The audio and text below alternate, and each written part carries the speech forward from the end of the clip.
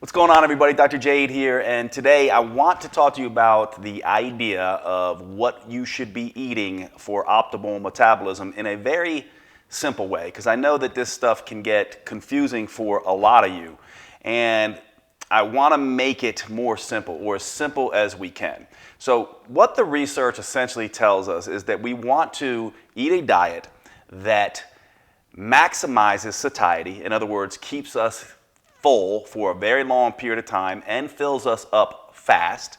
We also want a diet that is nutritionally dense and calorie sparse. So we want all of these things: lots of nutrition, lots of satiety, and very little calories if possible. We want to feel satisfied while reducing our calorie intake. How do we do that? Well, what the research says is that we have three food components that really are these things that fill us up and don't have a whole lot of calories. That's going to primarily be water-based foods, fiber-based foods, and protein-based foods. So protein, fiber, and water.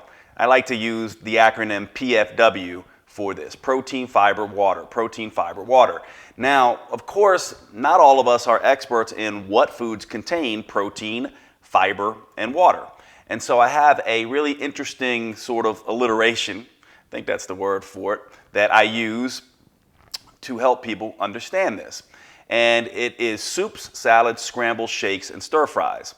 5 S's: soup, salad, scramble, shake, stir fries. Soups, salads, scrambles, shakes, stir fries. You can almost sing it like it's a song, right? Soup, salad, scramble, shakes, and stir fries. These are the foods that are going to be very rich in protein, fiber, and water, especially if you're having soups, salads, scrambles, shakes, and stir fries that don't have a lot of fat and starch in it. So you want starch-free, fat-free, or at least not fat and starch-free, but lower starch and fat soups, salads, scrambles, shakes, and stir fries. 90% of your meals should be coming from those foods. Those are the foods with protein, fiber, and water that are going to fill you up fast, keep you full for a very long period of time, are also very nutrient dense and also calorie sparse. That's the way that you want to do this. Now, one of the things about this, if you think about that for a minute, you go, okay, Jade, I get it. That's just chicken and broccoli, or steak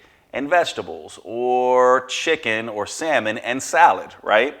So the idea then goes in your head, you should be thinking, well, that's not going to be that enjoyable for me. I can eat those foods, but aren't I going to be wanting a taste of something else? And sure you will, you're human. And so to that 90% soup, salad, scramble, shakes, and stir fries that have low fat and starch, you want to add enough, but not too much, sugar, starch, salt, fat, and even alcohol to make your diet enjoyable, but not so much to throw the calories up or to trigger cravings. One of the things we know now about the metabolism is that highly palatable foods cause a hedonistic response. In other words, when you eat things that combine fat, starch, salt, sugar, and alcohol, it can ping the brain to want more of those same foods. And so we want to be pretty careful. So soup, salad, scramble, shake, stir fries, enough, but not too much starch,